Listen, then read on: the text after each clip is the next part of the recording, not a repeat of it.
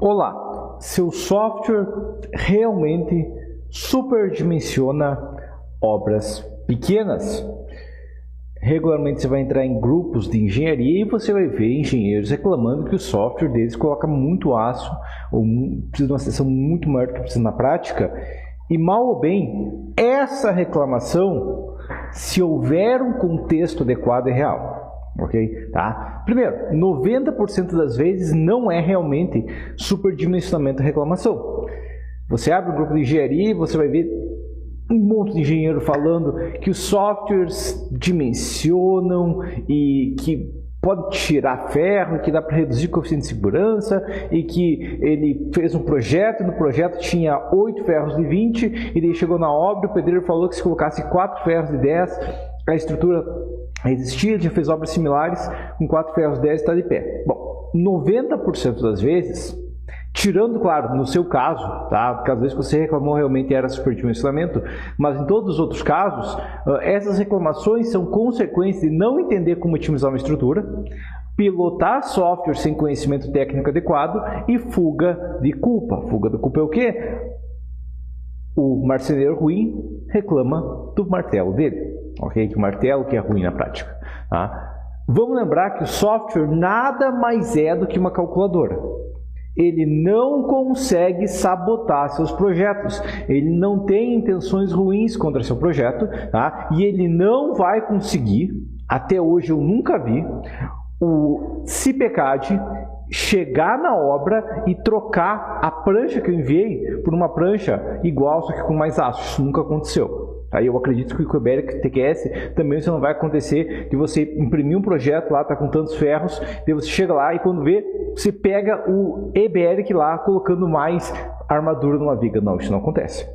Ok? Tá? Então, resultado errado vem de modelagem errada. Toda vez que você pegou um resultado errado, ele aconteceu por uma modelagem errada, porque o computador só faz o que você mandar. Tá? O exemplo que eu vou citar pode ser corrigido tranquilamente, pode ser reconfigurado tranquilamente, só requer entendimento de dimensionamento estrutural, pré-dimensionamento, planejar diagrama de corpo livre e corrigir o modelo. Então vamos lá.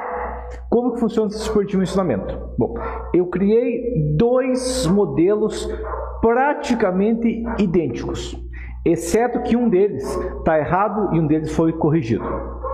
Ok? No que? No superdimensionamento gerado pelo vento, que também tecnicamente é um superdimensionamento de esforços de travamento e outras forças horizontais. Isso aqui pode ser inclusive um superdimensionamento de forças de uma parede de contenção. Existem outros erros, claro, tá? Inclusive subdimensionamento do vento e um pé direito duplo, que já tem um vídeo sobre no canal, né? Que realmente quando ele está falando um pé direito duplo, o software subdimensiona, ele não super, ele subdimensiona, tá? Mas a aula de hoje é sobre esse superdimensionamento de pórticos. Então, vamos comparar as deformações. No modelo errado, esse pórtico estava tendo 4 milímetros de deformação já no segundo pavimento e 6,8 milímetros na cobertura, enquanto que no modelo corrigido vai para menos que 1 milímetro na cobertura, onde estava quase 7, ok? E a deformada no segundo pavimento está em 0,5, onde estava 4 milímetros. Então, a questão é uma diferença gigante. E se você não dormiu na aula de Ciências dos Materiais, você vai saber, vai lembrar que como eu reduzi a deformação em 8 vezes, a tensão também reduziu 8 vezes. Então, os esforços gerados foram reduzidos ou aumentados em 8 vezes. Teve 8 vezes de diferença. Muitas vezes, quem sabe, teve uma modificação, quem sabe, antes estava suportando momento e agora está suportando axial, mas a questão é que, na prática, reduziu drasticamente os esforços na estrutura. E a armadura também aumenta. Por quê? Porque se aumenta a deformação, tem que aumentar a tensão. Para fazer o concreto deformável, tem que aplicar uma carga que vai fazer ele fissurar. E aí vai precisar de aço.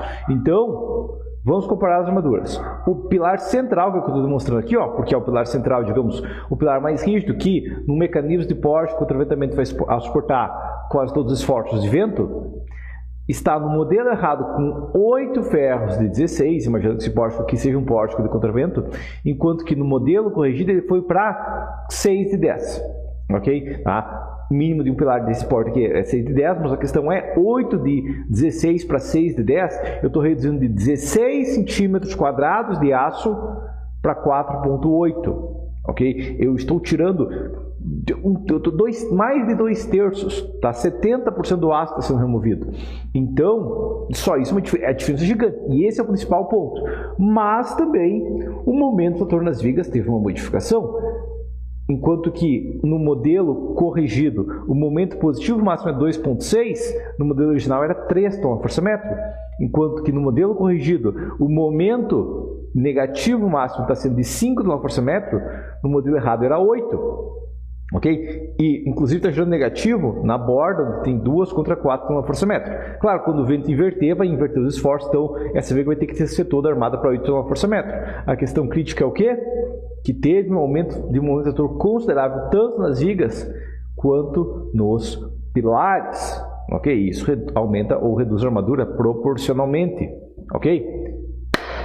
Então, sua obra é mais rígida do que parece, porque o quanto que ela deforma na prática? Bom, e a deformação real de vento em uma obra bem planejada, ok, é inferior a 1 milímetro por andar. Ok? Uma obra bem planejada e tudo mais. No sistema estrutural de uma obra pequena, realmente, é menos que 1 milímetro por andar. Mas softwares, por dimensionar errado, acho que realmente a obra vai deformar vários milímetros. Eu já analisei projeto, já peguei para fazer revisão, para fazer análise técnica de projetos, onde a deformação de 3, 4, 5 centímetros em uma obra de 7 metros de altura. Ok? E isso realmente acontece pelo modelo errado. Então vamos lá. A questão é que as modelagens padrão seguem o modelo padrão de prédios altos. Inclusive, os softwares do mercado, EBERIC, TQS, CPCAD, quando começaram, quando foi planejado a base deles, foi justamente para auxiliar no dimensionamento de prédios altos. Okay? TQS, o principal foco dele é justamente essa área, mas o EBERIC também, originalmente ele era, principalmente para isso, CPCAD também. Ok? Por quê? Porque antigamente, até o final do século XX, só era projetado prédios mais altos, né, através de softwares. Ok? E mal bem, os escritórios que realmente compram esse software aí, com versão avançada e tudo mais, e atualizam regularmente e pagam essas empresas, são escritórios maiores. Ok? Dificilmente vai ser um escritório que ainda está começando a dimensionar a casa. Beleza? Tá? Então ele é focado para outra coisa. E, diferentemente de casas sobradas e prédios pequenos, tá? Numa obra de prédio alto, existem núcleos rígidos, existem pórticos especializados de contraventamento, além de outros mecanismos de contraventamento que são ignorados em projetos de obras pequenas. Okay? Então, tem uma diferença gigante no mecanismo de funcionamento e também na maneira que é projetada a estrutura.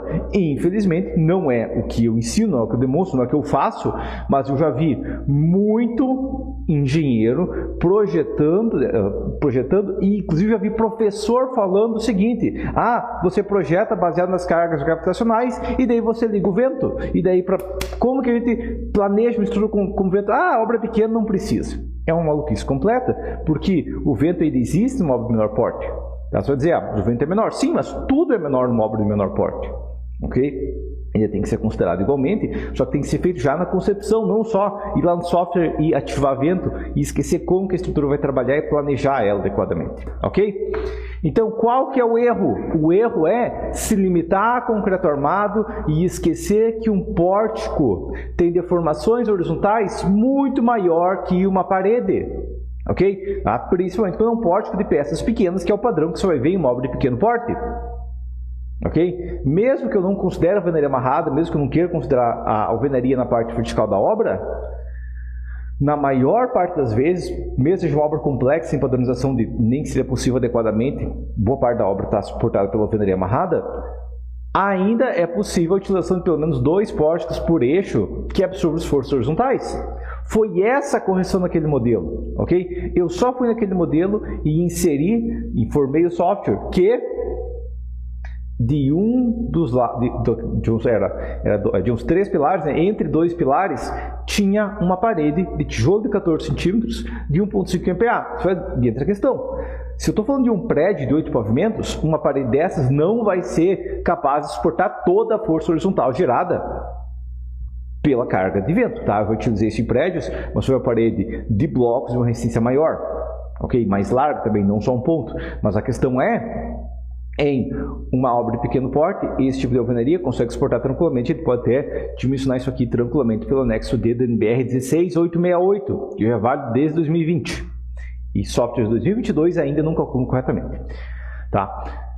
E agora vem a pergunta, então eu posso ir lá e desligar o vento? Não, você não pode. Por quê? Porque ainda tem que dimensionar, ok? Geralmente a alvenaria resiste, mas tem que ser dimensionado, tem que verificar se no seu caso é válido e qual que é a força horizontal. E além disso, né, não só isso, que tecnicamente se eu vou usar a parede como elemento estrutural, eu tenho que dimensionar a minha parede como elemento estrutural, eu também preciso garantir que ela resista aos esforços e entender que ela não some com as cargas de vento, ela só auxilia a resistir essas cargas, ok? Ela ainda vai gerar esforços de compressão e de tração nos pilares e ainda vai gerar força horizontal na base que vai ser transmitida pela fundação, né? Então vai gerar uma cortante ainda. Ela só vai evitar esforços de momento e evitar a deformação da obra, consequentemente garantir uma estrutura mais econômica. Mas ela ainda tem que ser dimensionada e ela ainda vai gerar efeitos no restante da obra. Muitas vezes, se for possível considerar a alvenaria amarrada um sistema misto, a gente consegue uma eficiência maior ainda, tá? Porque eu consigo reduzir as vigas, consigo transformar um pilar em um pilarete que vai ter uma armadura muito menor, tá? Mas aí cada obra deve ser analisada específico. Tem mecanismos específicos, ok? Inclusive o vídeo de sábado foi justamente qual que seria a estrutura otimizada, que seria tecnicamente uma questão que, se não for possível fazer toda a alvenaria amarrada, pode ser feito sistema misto, ok? E o problema é, a questão crítica é continuar imaginando que é concreto armado em obras de pequeno porte. Numa obra de um prédio de 8, 12, 16 andares, realmente, é difícil encontrar um bloco adequado para esses casos, muitas vezes, é um bloco mais caro, tá? Um tijolo não vai ser adequado para esses casos, mas quando estou falando de uma casa térrea, estou falando de um sobrado, a alvenaria de tijolos pode ajudar muito na obra como elemento estrutural e mesmo em uma obra mais alta, eu ainda posso usar um sistema misto de alvenaria amarrada utilizando blocos, ok? Inclusive já fiz projeto de prédios pequenos usando alvenaria amarrada e também aproveitando os blocos, né, e o concreto combinados, ok? Elementos de concreto e elementos de alvenaria amarrada combinados, ok? Como dimensionar então?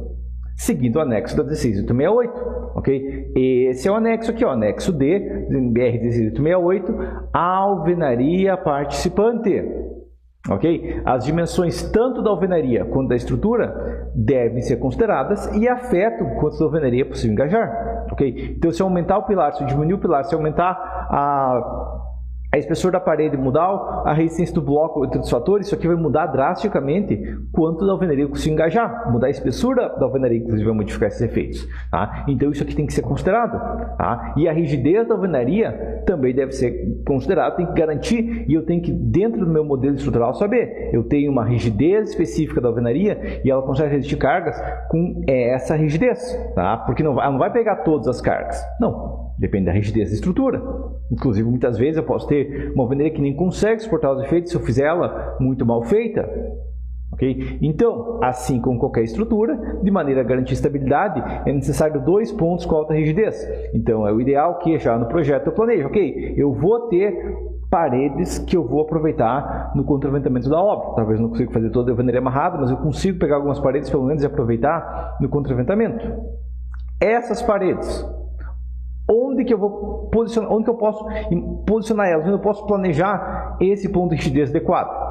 O ideal é que eu tenha pelo menos duas peças em cada eixo e, se possível, afastadas, né? Porque o momento fator é força e distância, e para absorver os esforços de vento, principalmente combinado a excentricidade e possível consideração de alta turbulência, quanto mais afastado tiver esses 2 pontos, mais eficiente, ok? Ainda tem a questão da rigidez da torção da obra também, que quanto mais afastado, mais eficiente vai ser, beleza?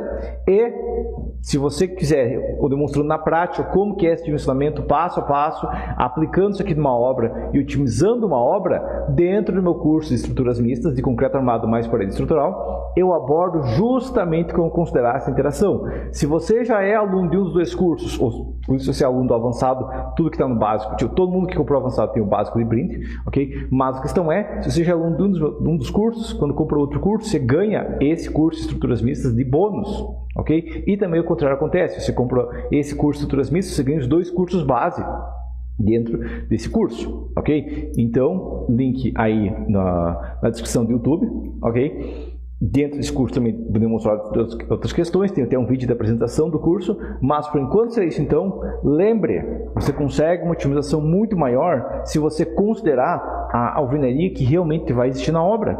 Ok? Em obras mais altas vai ser complexo, em um prédio isso aqui vai ser praticamente impossível, porque uma alvenaria comum não vai ter capacidade de contraventar um prédio, porque as forças horizontais são muito pesadas, mas numa obra de pequeno porte é tranquilo fazer isso, e até no caso até prédios pequenos é possível fazer isso, dependendo da escolha de qual tipo de alvenaria você for trabalhar e a otimização da geometria da obra, beleza? Mas por enquanto é isso então, link aí na descrição abaixo.